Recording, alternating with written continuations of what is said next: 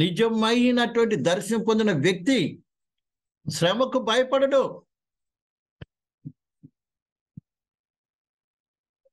అబ్రహాము ప్రియులారా, అర్థమైందండి? కావాలని శ్రమ అనుభవిస్తున్నాడండి. ఎందుకు తెలుసా? నేను ఆ పురాల పట్టణంకి వెళ్ళాలి.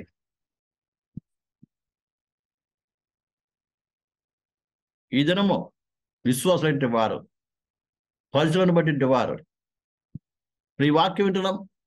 మనము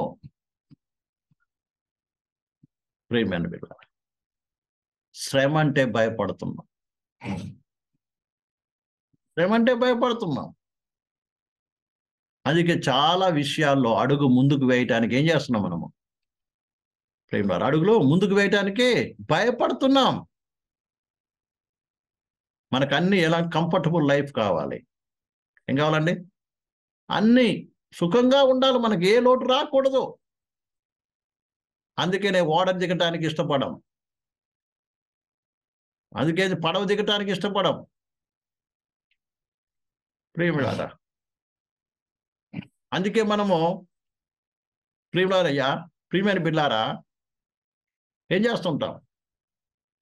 కేరీ దగ్గరికి వెళ్ళమంటే మనం యోర్దాను దగ్గరికి వెళ్తా ఉంటాం, దేవునికి ఐడియాలు చెప్తుంటాం. మన ముందు ఏదో చిన్న కష్టం ఉంటే ఆ కష్టం తప్పించుకుని ఎట్లా సుఖం పొందాలి అనుకుంటా ఉంటాం. నిజంగా నువ్వు దివ్య దర్శనం పొందిన వ్యక్తి అయితే ఏం చేస్తావు? దేవుడు ఎక్కడ వెళ్ళమంటే అక్కడికి వెళ్తావు.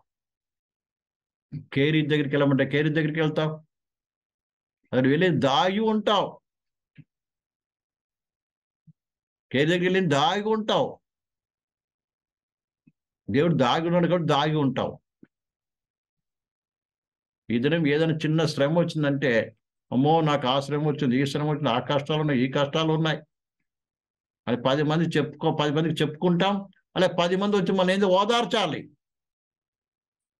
ప్రియమైన బిడ్డలారా, ఎందుకంటే మనం పడిన ప్రయాస 10 మందికి తెలవాలనుకుంటాం. ప్రియ సహోదరి సహోదరుడా, అబ్రహాము తన కలిగి ఉండి కూడా గుడారం నివసిస్తూ ఉన్నాడు. ఎందుకు తెలుసా? ఆ యొక్క ప్రియమైన బిడ్డలారా, ఆ పునాదుల పట్టణం యొక్క దర్శనం పొందాడు కాబట్టి.